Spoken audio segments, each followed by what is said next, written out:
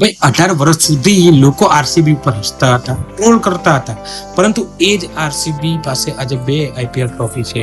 તો સવાલ એ છે કે આરસીબી ક્રિકેટ જીતી કે પછી માર્કેટિંગ? ભાઈ આરસીબીની સૌથી મોટી જીત મેદાન પર નથી થઈ, એ લોકોના દિલમાં થઈ છે.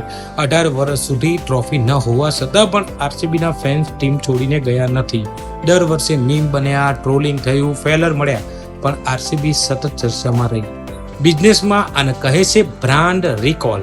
જ્યારે લોકો તમને ટ્રોલ કરે છે ને, ત્યારે પણ તેઓ તમારા વિશે જ વાત કરે છે.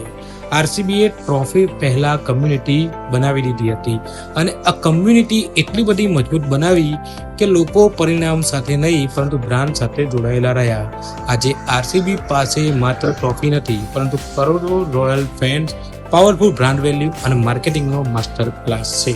લેસન એ મળે છે કે બિઝનેસમાં જીતવું હોય ને તો પહેલા પ્રોડક્ટ નહીં પરંતુ કમ્યુનિટી બનાવો, કારણ કે કમ્યુનિટી જીતે તો પછી માર્કેટ આપ મેળે જીતી જાય.